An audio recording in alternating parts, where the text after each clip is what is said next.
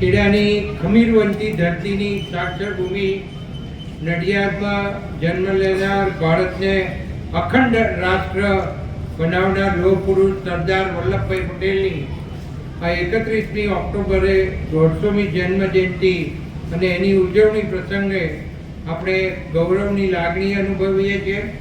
સરદાર સાહેબે ઇંગ્લેન્ડમાં બેરિસ્ટરનો અભ્યાસ કરીને ગોલ્ડ મેડલ સાથે કાયદાની પદવી પ્રથમ વર્ષમાં મેળવી હતી અને 1913ના અરસામાં નામાંકિત ધારાશાસ્ત્રી તરીકે ખ્યાતિ પામ્યા હતા. ભારતની આઝાદીની લડતની આગેવાની લેનાર મહાત્મા ગાંધીજીના સંપર્કમાં આવ્યા બાદ ગાંધીજીની સચ્ચાઈ અને વિચારસરણી સાથે સુમેળ અને વિશે ખાતરી થતાં સરદાર સાહેબે ગાંધીજીને નેતા તરીકે સ્વીકાર્યા અને વકીલાતની ધીકતી પ્રેક્ટિસ છોડીને આઝાદીની ચળવળમાં ગાંધીજીને નેતા તરીકે અનુસર્યા. પરંતુ વિવેક બુદ્ધિ અને દ્રષ્ટિબિંદુ ધરાવવાનો હક સરદાર સાહેબે પોતાની પાસે રાખી ને આગવી સૂઝથી મક્કમ નિર્ણયો લેતા ખચકાતા નહોતા. લગભગ 30 વર્ષો આઝાદીની લડતમાં અને જેલવાસમાં એમના વીતી ગયા. બાદમાં 1947માં ભારતને આઝાદી મળી ત્યારે ભારતના વડાપ્રધાન પદ માટે સક્ષમ હોવા છતાં દેશને સમર્પિત સેવા માટે 15મી ઓગસ્ટ 1947 થી 15મી ડિસેમ્બર 1950 સુધીના 3.5 વર્ષ જેટલા સમય માટે નાયબ વડાપ્રધાન પદ એમણે ભોગ્યું હતું. ગાંધીજી કરતાં અલગ દ્રષ્ટિબિંદુ ધરાવતા સરદાર સાહેબ દેશના એક ટ્રસ્ટી હતા. જવાબદાર નેતા તરીકે રાષ્ટ્રની પ્રજા માલ મિલકતની સુરક્ષાની જવાબદારી નિભાવવા રાજ ચલાવવા માટે બંદૂક અને તોપ રાખવી જરૂરી છે, આર્મી રાખવી જરૂરી છે. દેશ પર હુમલો થાય તો તે હું સહન નહીં કરી શકું તેવું દ્રઢપણે તેઓ માનતા હતા. તેઓ વહીવટમાં ખૂબ જ પારદર્શિતા અને પ્રમાણિક હતા અને એનું એક ઉદાહરણ એ હતું કે તેઓ કોંગ્રેસના કોષાધ્યક્ષ પદે નિયુક્ત થયા અને જીવનના અંત સુધી એમણે એ પદને નિભાવ્યું હતું. તેઓના અવસાન બાદ તેમના પુત્રી મણિબેને ₹28 લાખ જેટલું કોંગ્રેસ પક્ષે બેલેન્સ અને આવક જાવકનો હિસાબો તે વખતના કોંગ્રેસના પ્રમુખ શ્રી ટંડનજીને સુપ્રત કર્યા હતા અને ટંડનજીની આંખો તે વખતે ભીની થઈ ગઈ હતી. તેમના મુખમાંથી શબ્દો સરી પડ્યા હતા કે ધન્ય છે સરદાર તમારી પ્રમાણિકતાને. તેઓ ભ્રષ્ટાચારના સખત વિરોધી હતા અને ખૂબ જ સાદગી અને કરકસર વાળું જીવન જીવ્યા. એક ઉદાહરણ ચોક્કસ આપીશ કે તેમની પાસે ચશ્માનું 20 વર્ષ જૂનું ખોખું હતું અને ચશ્માની દાંડી એક જ હતી અને બીજી બાજુ દોરો બાજુ હતો. 3 દાયકા જૂની ઘડિયાળ વાપરતા હતા, 10 વર્ષ જૂની પેન વાપરતા હતા. તેઓ અવસાન પામ્યા ત્યારે તેમની અંગત મિલકતમાં 4 જોડી કપડાં, 2 જોડી ચંપલ, 1 પતરાની બેગ, રેડિયો, 2 ટિફિન, એલ્યુમિનિયમનો લોટો અને સગડી આ હતા.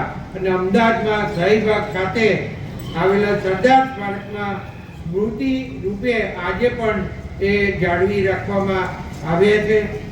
મહામાનવ એવા સરદાર વલ્લભભાઈ પટેલની સ્મૃતિ દેશ અને દુનિયામાં કાયમ જળવાય એ માટે આપણા પૂર્વ મુખ્યમંત્રી અને ભારતના વડાપ્રધાન નરેન્દ્રભાઈ મોદી સાહેબે એક મહત્વનો નિર્ણય લઈને સરદાર સરોવર નર્મદા બંધ કેવડિયા ખાતે 182 મીટર ઊંચી પ્રતિમા બનાવી અને સ્ટેચ્યુ ઓફ યુનિટી તરીકે ઓળખાય અને ભારતની એકતા અખંડતાનું પ્રેરણા સ્ત્રોત બને એ માટે દેશભરમાં એક અભિયાન ચલાવીને આખા દેશના લોખંડી નેતા તરીકે પ્રસ્થાપિત કરવાનો જે એમણે નિર્ધાર કર્યો હતો તે માટે આપણે ખૂબ જ ગૌરવની લાગણી અનુભવીએ છીએ.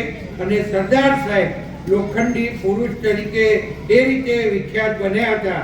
દેશના યશસ્વી વડાપ્રધાન શ્રી નરેન્દ્રભાઈ મોદી તેમના છેલ્લા 11 વર્ષના શાસન દરમિયાન દેશને વિકાસના પંથે અગ્રસ્થાન અપાવ્યું છે. તેઓશ્રીના નેતૃત્વમાં વિશ્વમાં દેશની શાખ બની છે. આજે દુનિયાના દેશો વિકાસની સરાહના કરતા થયા છે અને અનુસરવા માટે તત્પર થયા છે. આત્મનિર્ભર ભારતનું સૂત્ર આપીને આદરણીય શ્રી નરેન્દ્ર મોદીએ દેશ સાચા અર્થમાં આત્મનિર્ભર બને અને વિદેશો ઉપર આધારિત ન બની આપણા લોકો સ્વદેશી અપનાવે તેના ઉપર તેમણે ભાર મૂક્યો છે. આજે અમેરિકાના પ્રેસિડેન્ટ ટ્રમ્પ દ્વારા ટેરિફ લાગુ કરતા ચિંતાની પરિસ્થિતિ દેશની અંદર ઊભી થઈ હતી, પરંતુ મોદી સાહેબે દેશના લોકોને આહ્વાન કરીને સ્વદેશી વસ્તુઓનો ઉપયોગ કરવા આગ્રહ કરતા લોકોએ તે ઝીલી લીધું અને ટેરિફ અસરમાંથી ભારત દેશ ઝડપથી બહાર આવ્યો અને દેશની આર્થિક પરિસ્થિતિમાં કોઈ જ રૂકાવટ જોવા મળ્યો નથી. એ આપણા દેશના વડાપ્રધાન નરેન્દ્ર મોદીજીને આભારી છે. આથી આપણે સૌ વોકલ ફોર લોકલના સૂત્રને સાકાર કરવા દેશમાં બનતી વસ્તુઓ ઉપયોગમાં લઈને દેશના વિકાસમાં સહભાગી બનીએ. વિદેશી બ્રાન્ડનો મોહ છોડીએ.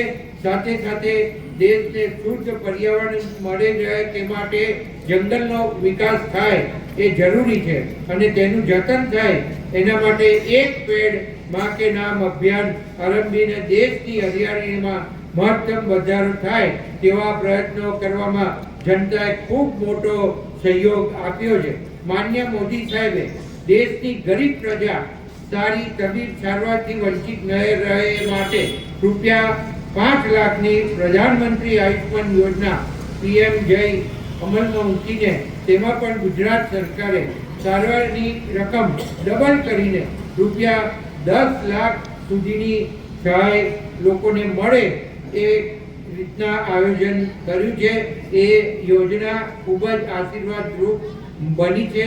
રાજ્યના મુખ્યમંત્રી શ્રી ભૂપેન્દ્ર પટેલના નેતૃત્વમાં રાજ્યનો ઔદ્યોગિક વિકાસ દિન પ્રતિદિન વધી રહ્યો અને એના કારણે રાજ્યોમાં યુવાનો માટે રોજગારીની નવી તકો ઊભી થવા જઈ રહી છે. માન્ય મોદી સાહેબે તેમના મુખ્યમંત્રી શ્રીના સમયગાળામાં શરૂ કરેલી વાઇબ્રન્ટ ગુજરાત સમિટ જે ઔદ્યોગિક મૂડી રોકાણોને આકર્ષવા માટે ખૂબ જ કારગર નીવડી છે અને એ યોજના માનનીય શ્રી ભૂપેન્દ્રભાઈ પટેલ સાહેબે પણ આગળ વધારીને રાજ્યના ઔદ્યોગિક વિકાસને વેગવાન બનાવ્યો છે. ચાલુ વર્ષે વાઇબ્રન્ટ ગુજરાતનું સ્વરૂપ બદલીને 4 ઝોનમાં રિજિયોનલ વાઇબ્રન્ટ સમિટ કોન્ફરન્સનું આયોજન થયું છે, જેનાથી રાજ્યના તમામ વિસ્તારોમાં ઉદ્યોગ આવી રહેવાનો છે. માન્ય મુખ્યમંત્રી શ્રી ભૂપેન્દ્રભાઈ પટેલના નેતૃત્વમાં રાજ્ય સરકાર જનહિતના અનેક મહત્વના નિર્ણયો લઈને રાજ્યની પ્રજાને સુશાસનની પ્રતીતિ કરાવી રહ્યા છે. રાજ્યના ગરીબ મધ્યમ વર્ગ ઔદ્યોગિક વિકાસ, મહિલા સશક્તિકરણ, રોજગાર, શિક્ષણ, આરોગ્ય, કૃષિ જેવા મહત્વના સેવા ક્ષેત્રોમાં વિવિધ પ્રજાલક્ષી યોજનાઓ કાર્યરત કરીને પ્રજાના હમદર્દ તરીકે જવાબદારી નિભાવવા અવિરતપણે કામ કરવામાં આવી રહ્યા છે.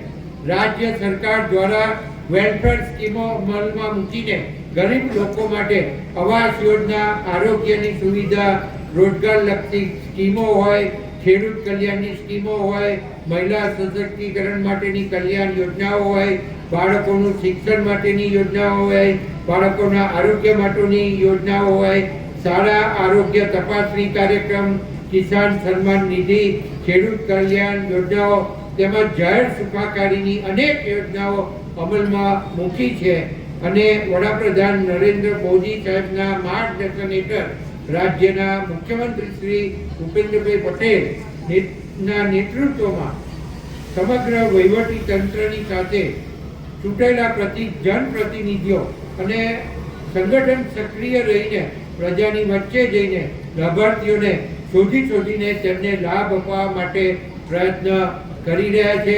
આજે સૌને નમન કરીને જય જય ગરવી ગુજરાત, જય જય ગરવી ગુજરાત, ભારત માતા કી જય, વંદે માતરમ. આવી જ સતત અપડેટ અને અવનવા સમાચાર જોવા માટે અમારી યુટ્યુબ ચેનલ બોલ ગુજરાતને સબસ્ક્રાઈબ કરવાનું ભૂલશો નહીં.